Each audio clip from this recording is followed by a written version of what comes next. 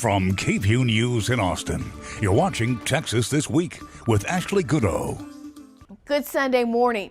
Governor Greg Abbott delivered his State of the State address this week. For the second time, the governor bucked tradition, broadcasting his message out while speaking at a private business rather than a joint session of the Texas House and Senate at the Capitol. This time around, he was in San Marcos at Novion Magnetics Corp, where he touted the state's success and declared 7 emergency items, issues he believes are so critical to the future of Texas that lawmakers will be able to bypass the state's 60-day no-vote rule on bills related to those 7 subjects.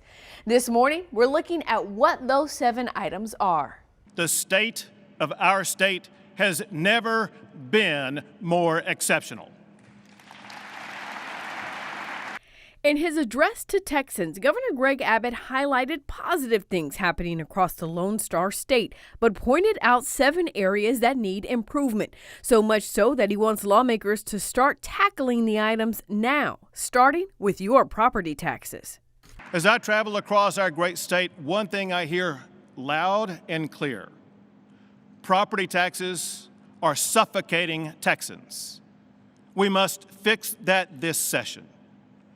Hardworking Texans produced the largest budget surplus in Texas history. That money belongs to you, the taxpayers.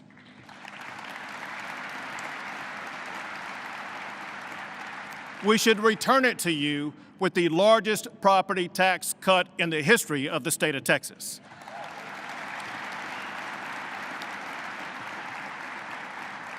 Working with Senator Huffman and Representative Bonin, we've all proposed using $15 billion to cut property taxes. Now we must ensure that it provides lasting property tax relief. To get that done, cutting property taxes is an emergency item this legislative session. For the 3rd time now, Governor Abbott is asking lawmakers to ban government-issued COVID mandates. The issue was on the governor's agenda for 2 special sessions in 2021, but failed to pass. People have been coming to Texas in search of liberty for almost 200 years. We must protect that liberty. And that's why I am announcing an emergency item tonight to end COVID restrictions forever.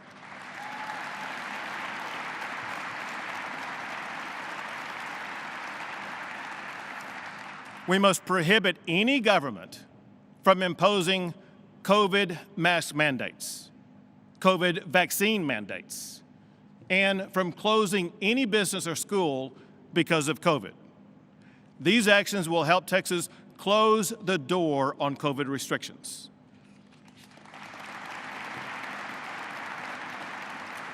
Also, we must change how government responds to future pandemics, including requiring the legislature to convene if another pandemic is ever declared. While he has called for school vouchers for years, Governor Abbott recently said for the first time publicly how he wants to see a school voucher program implemented in the state through state-funded education savings accounts. He doubled down on that in his address. We've seen them work in other states, and we've also seen them work right here in the state of Texas. I created education savings accounts for special needs students.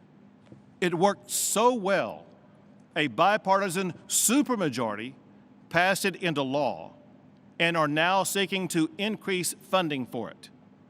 Now what we need to do, we want to expand that program to provide every parent with the ability to choose the best education option for their child.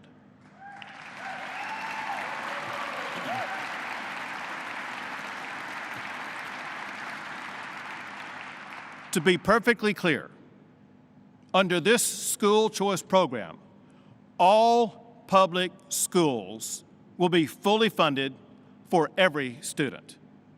This issue is so vital to the future of our state. I am making education freedom an emergency item this session.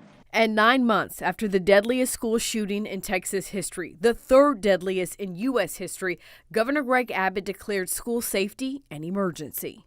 Children must also have safe schools. We must establish the safest standards and then use the newly created Chief of School Safety to mandate compliance with those standards. And we also need to provide more healthcare professionals in our schools. We cannot let another school year go by without making our schools safer. Governor Greg Abbott's fifth emergency item takes aim at Texas judges, directly those in the Houston area. One of the most dangerous places is one you would least expect. It's a courtroom with an activist judge, using low bail to let dangerous criminals back out onto the streets. Last September, a law enforcement officer in Harris County was murdered by a criminal out on bail from a prior murder charge. Harris County's revolving bail practice is literally killing people. In just 2 years, more than 100 people were murdered in Houston by criminals who were let out on multiple felony bonds. Now, we did a lot last session with Senator Huffman and Representatives Murr and Smith to impose tougher bail. But this session, we must shut and lock that revolving door by passing laws that keep dangerous criminals behind bars and holding accountable the judges who let them out.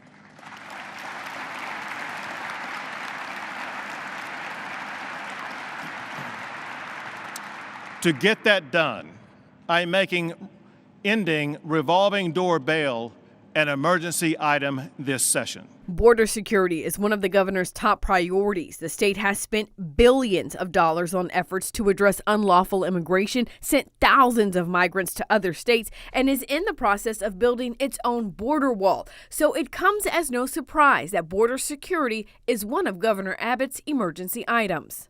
Working with Lieutenant Governor Patrick and Speaker Phelan, Texas has done more than any state ever to secure our border.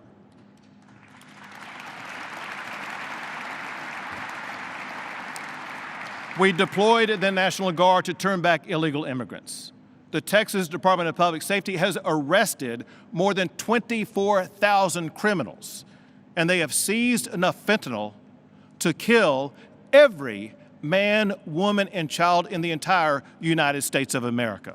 Doing more to secure the border is an emergency item this session.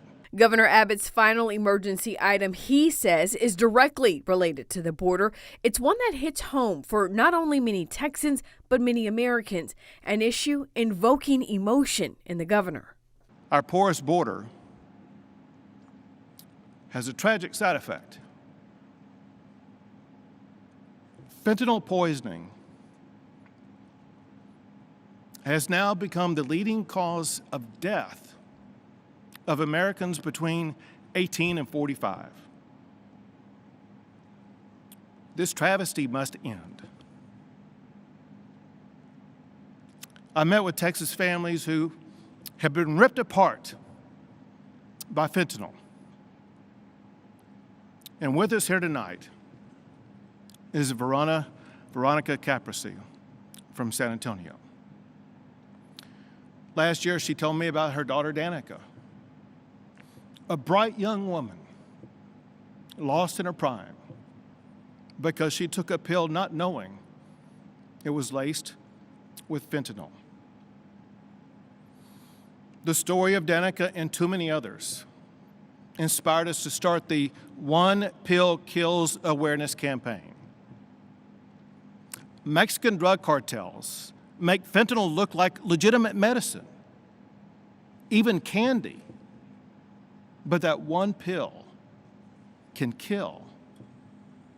To end cartel killings of Texans, we must do two things. Call fentanyl deaths what they are, poisonings, and prosecute them as murders.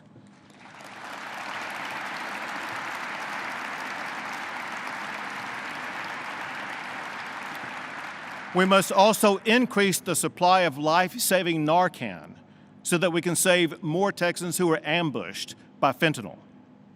Addressing the fentanyl crisis is an emergency item this session. Texas Democrats responded to the governor's address with a pre-produced video. On May 24th of last year, I lost my child, Uzziah, when an 18-year-old gunman armed with an AR-15 walked into Robb Elementary and began to shoot at children. Featuring Texans sharing their stories about the tragedies and disasters that happened during the governor's last term in office, but also advocating for public schools, small businesses, a Medicaid expansion. Democratic members of Congress from Texas touted their successes in Washington, and state lawmakers vowed to fight for Democratic values. There are challenges ahead of us this legislative session. We're not going to lie to you and say the fight will be easy. But we can promise you, Democrats are going to fight because you, the people of Texas, deserve the opportunity to succeed, no matter your race, life background, or where in this great state you call home. You can rewatch the entire State of the State address on the KVUE YouTube channel or KVUE Plus, available on Roku and Fire TV.